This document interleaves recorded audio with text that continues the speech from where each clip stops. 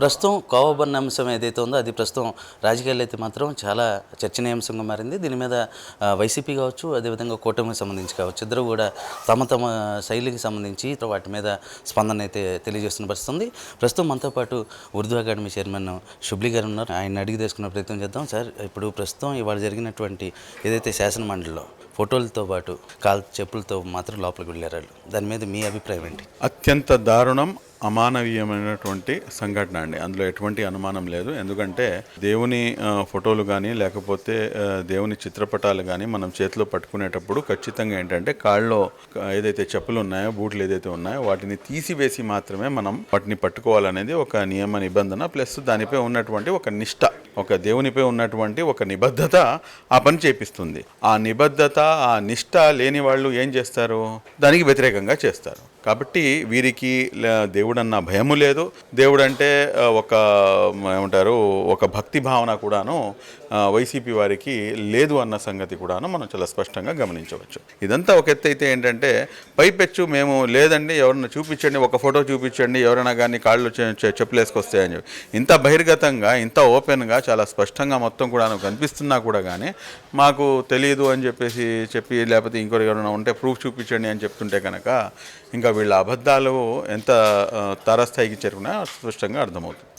కుటుంబ సర్కారుకి సంబంధించి కోవబన్ మీద స్పష్టమైన వైఖరిని అయితే మాత్రం వెల్లడించడం జరిగింది. అంటే నాగబాబు కావచ్చు, అదేవిధంగా మొత్తం అంతా కూటమి సర్కారుకి సంబంధించి లోకేష్ గారు కావచ్చు, వీళ్ళందరూ మరి వాళ్ళు ఎందుకని ఇవ్వట్లేదని మీ అభిప్రాయం? అంటే వాళ్ళకి సంబంధించి ఏ స్టాండ్ని ఇప్పటివరకు అయితే ప్రకటించలేదు. మీరు మంచి క్వశ్చన్ రేస్ చేశారండి. వాస్తవానికి ఏంటంటే ఈ కోవబన్ అంశంలో ఇప్పటిదాకా వైసీపీ వాళ్ళు ఎక్కడ కూడాను ఇప్పటిదాకా రియాక్ట్ కాలా. ఎక్కడ కూడాను వాళ్ళు అసలు ఆయన వలీ గారికి వెళ్ళి కలిసినటువంటి సంఘటనలు కూడాను ఎక్కడ లేవు. కనీసం ఆయనకి వెళ్ళి పరామర్శించినటువంటి దాఖలాలు లేవు. మళ్ళీ మీరు మీ పార్టీ ఏమో మేము ఉన్నదే ముస్లింల కోసం, మేము మైనార్టీల కోసమే పుట్టిన పార్టీ, మా నాన్నగారు నన్ను పుట్టించిందే మైనార్టీల కోసం అని చెప్పేసి పెద్ద పెద్ద ప్రగల్భాలు పలికే వైఎస్ జగన్మోహన్ రెడ్డి గారు మరియు మా కంపెనీ ఇప్పటిదాకా ఎందుకని చెప్పేసి కనీసం వలీభాయ్ మేము ఉన్నాము అని చేసి ఒక చిన్న మాట కూడా చెప్పలేకపోయింది. అంటే రాష్ట్రంలో బీజేపీతో పాటు పొత్తు పెట్టుకుంటే ఏదో జరిగిపోయింది అని చెప్పేసి 70+70 140 mm స్క్రీన్లో మీరు బూచి చూపించే ప్రయత్నం చేశారు. కానీ మేము గతంలో కూడాను టీడీపీ బీజేపీతో పాటు కలిసి ఉన్నా కానీ ముస్లింలకు జరిగింది ఎటువంటి అన్యాయం లేదు, ఇప్పుడు కూడాను ఏం జరగదు అని చెప్పేసి మేము ఒక స్టాండ్ తీసుకున్నాము. ఒక నమ్మకంతో మనం ముందుకు అడుగేసాం.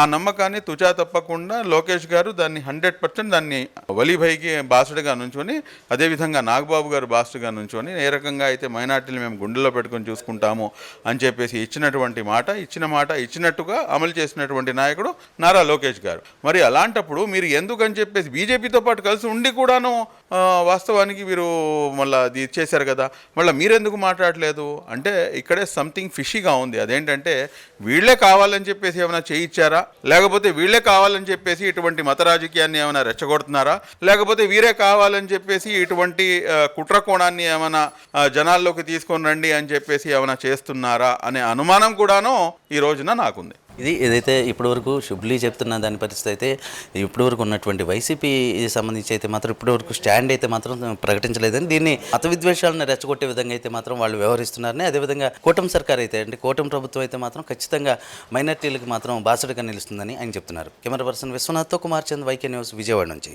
Please subscribe to YK TV Network. Please subscribe to YK TV. Please watch YK News. Don't forget to subscribe YK News channel.